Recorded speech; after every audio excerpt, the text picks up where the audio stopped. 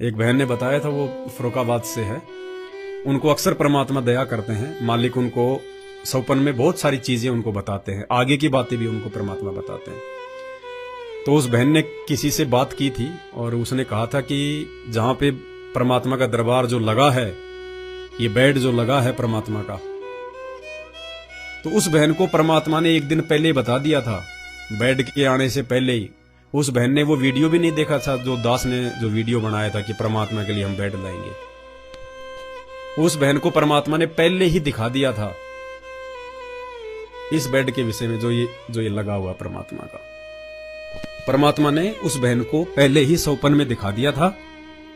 और परमात्मा बोले, बेटा मेरा बेड आ गया और मैं बहुत खुश हूं बेटा, मैं बहुत खुश हूं।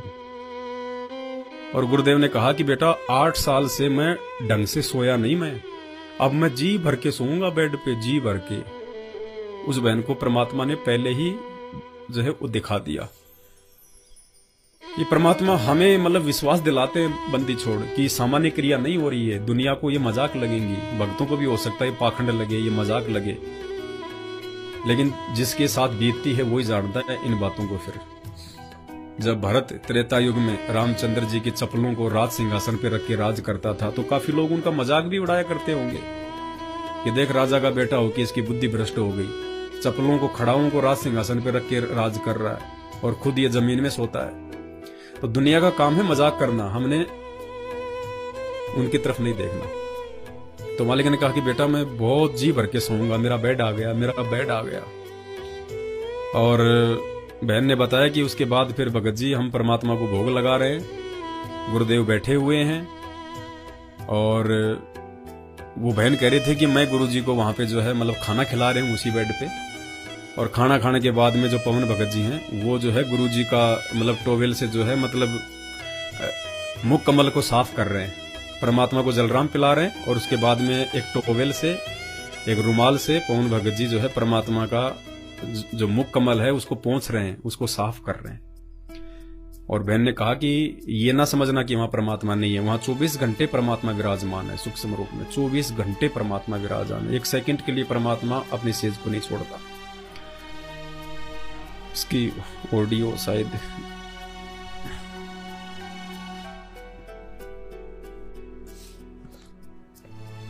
क्योंकि पुण्यात्माओं आत्मा शब्दों से पहचान कर लेती है कि क्या सही और क्या गलत है।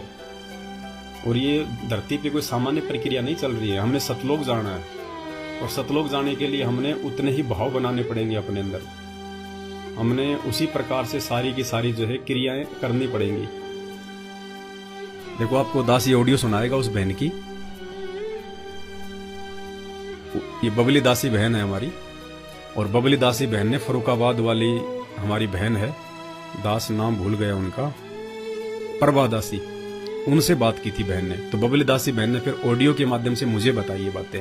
आप भी थोड़ा सुन लीजिए ताकि हमें विश्वास हो। जैसे परमात्मा कहते हैं ना, हम हैं सबद सबद हम माई, हमसे भिन्न और कुछ नहीं।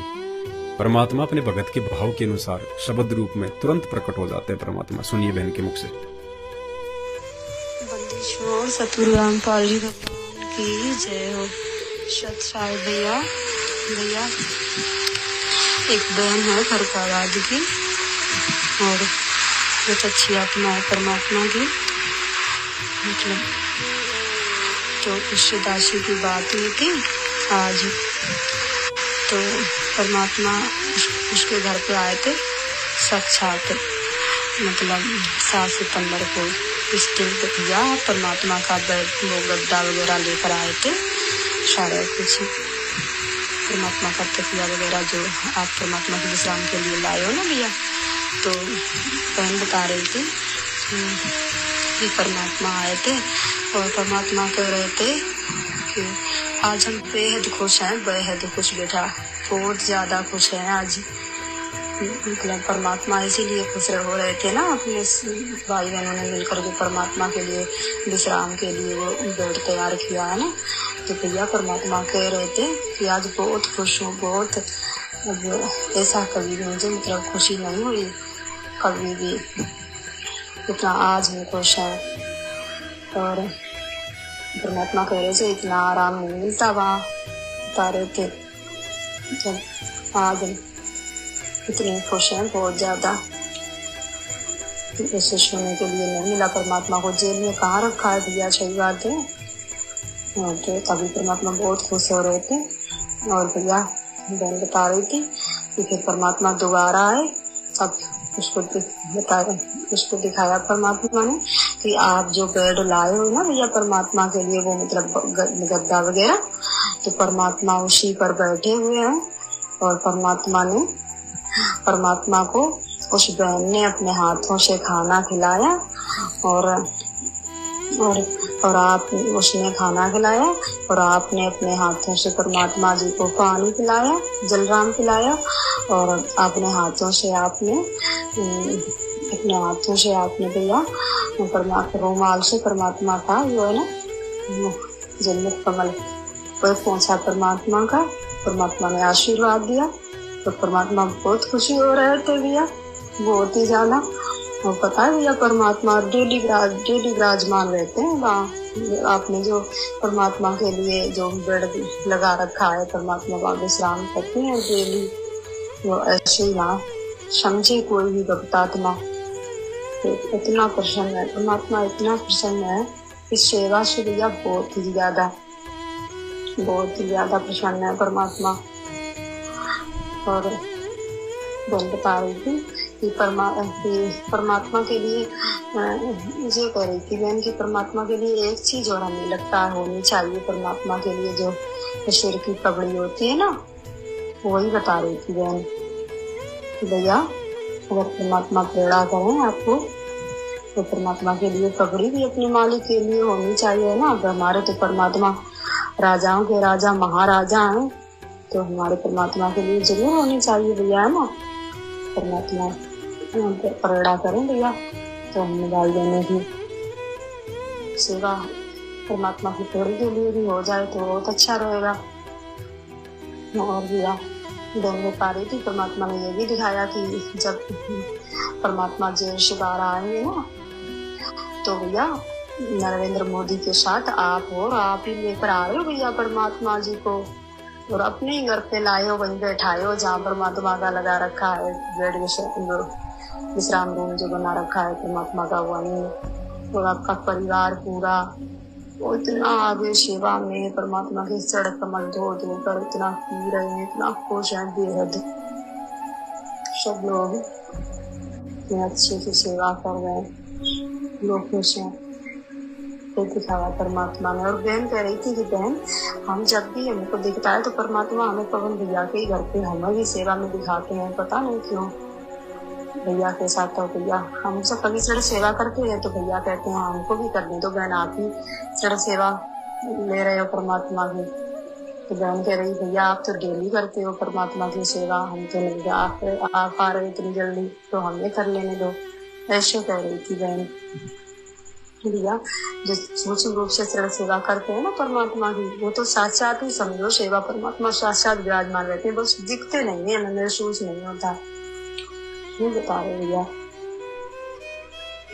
ये थोड़ी जानकारी भैया परमात्मा की प्रेरणा से देनी थी, तो दे दी। परमात्मा प्रेरणा करें तो मालिक के लिए अपने बंदी छोड़ के लिए एक पगड़ी भी आ जाए तो अच्छा रहेगा, है भैया। सत्साए बंदी छोड़ सतगुरु रामपाल जी भगवान की जय हो। बंदी छोड़ सतगुरु रामपाल जी भगवान की जय हो। बंदी छोड़ सतगुरु रामपाल जी भगवान की जय हो।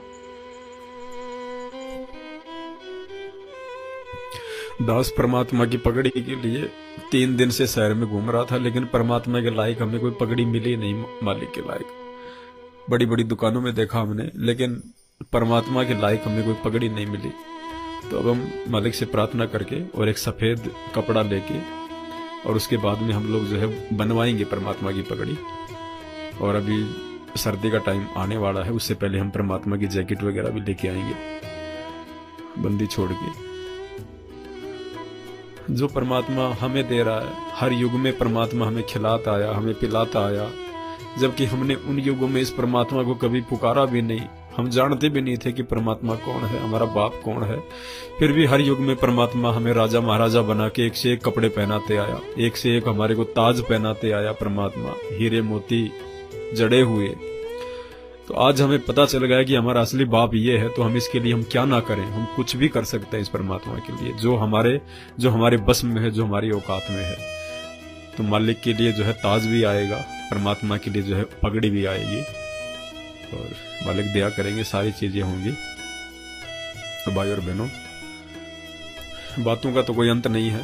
इस परमेश्वर के विषय में तो मालिक कहते हैं कि भाई 7 समुद्र की मसी करूं, लेखनी करूं बन राय, धरती का कागज करूं, सतगुरु गुण लिखा न जाए। इस परमात्मा के तो हम जितनी महिमा करें उतनी थोड़ी है। मोबाइल की बैटरी डिस हो जाएगी, रिचार्ज खत्म हो जाएगा, हमारी सांसें खत्म हो जाएंगी, लेकिन इस परमात्मा की महिमा के शब्द खत्म नहीं हो सकते। इसलिए आज के लिए केवल मालिक के आशीर्वाद से इतना ही। फिर हम परमात्मा से प्रार्थना करेंगे, परमात्मा इसी प्रकार हमें भक्ति भाव से जोड़े रखे। बंदी छोड़ सतगुरु रामपाल जी भगवान की जय हो, परमेश्वर की जय।